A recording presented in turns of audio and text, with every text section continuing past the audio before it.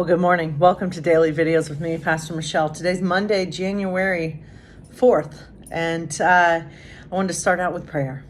Our Father, who art in heaven, hallowed be thy name. Thy kingdom come, thy will be done on earth as it is in heaven. Give us this day our daily bread, and forgive us our debts as we forgive our debtors. And lead us not into temptation, but deliver us from evil. For thine is the kingdom, and the power, and the glory forever. Amen. What are you doing? Sorry, my dog is... Hey, Lemmy. So, first, my friends, I hope you are all doing okay. Let's start with a reading from the Gospel of Mark.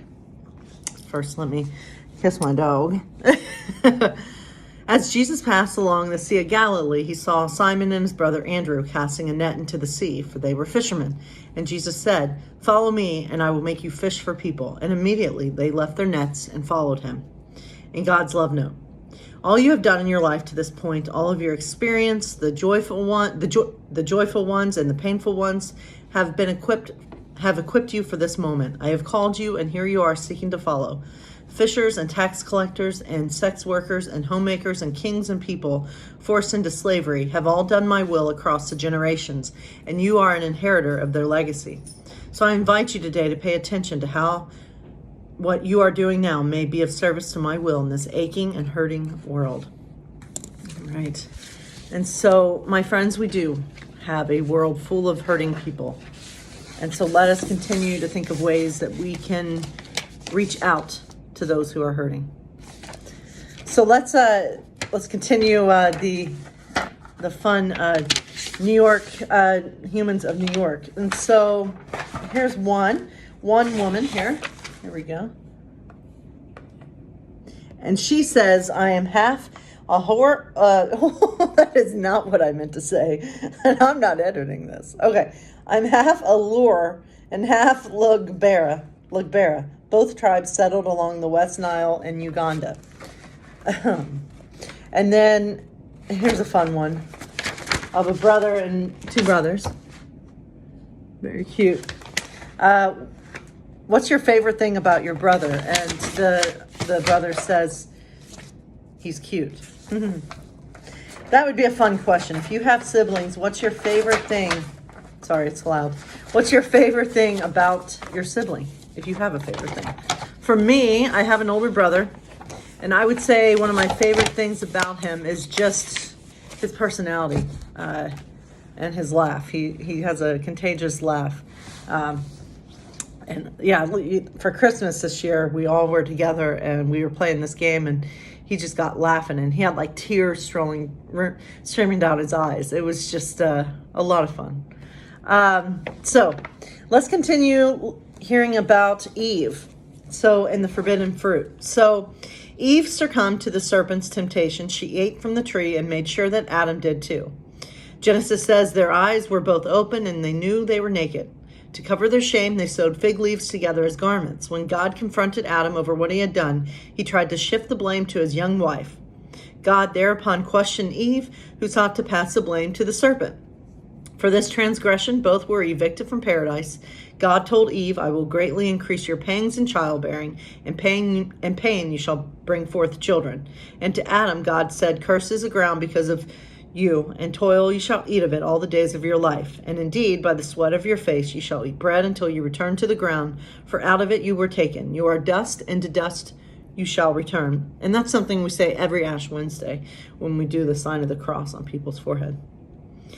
Devoid of their earlier childlike innocence, Adam and Eve became aware of their nakedness and sexual attraction. They became man and wife. In due course, Eve gave birth to her first son. This was Cain, who became a farmer. Her second son, Abel, who would grow up to become a shepherd. Thus, Genesis exemplifies the growing tension between farmers and shepherds, between settled tribes and nomads, in the dry climate of the Levant. And so, the symbolism of Eden.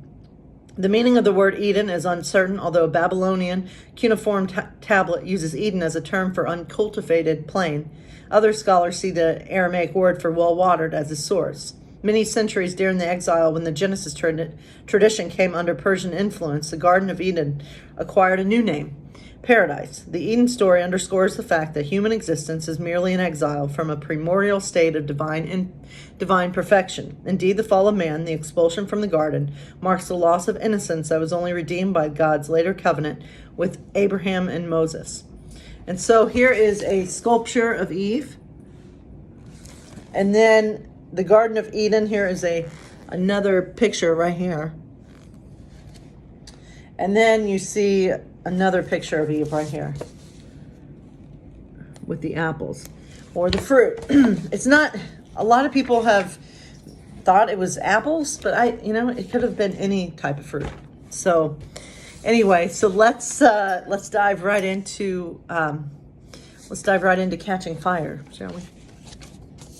So PETA presses his hand against the surface, and I put my own up to meet it, as if I can feel him through the wall. I see his lips moving, but I can't hear him. Can't hear anything outside our wedge. I try to make out what he's saying, but I can't focus, so I just stare at his face, doing my best to hang on to my sanity. Then the birds begin to arrive, one by one, perching in the surrounding branches, and a carefully orchestrated chorus of horror begins to spill out of their mouths. Finnick gives up at once, hunching on the ground, clenching his hands over his ears as if he's trying to crush his skull. I try to fight for a while, emptying my quiver of arrows into the hated birds, but every time one drops dead, another takes his place. And I give up. I curl up beside Finnick, trying to block out the excruciating sounds of Prim, Gail, my mother, Madge, Rory, Vic, even Posey. Helpless little Posey. I know it's stopped when I feel PETA's hands on me, feel myself lifted from the ground and out of the jungle. But my stay eyes squeeze shut. Hands over my ears, muscles too rigid to release. PETA holds me on his lap, speaking soothing words, rocking me gently.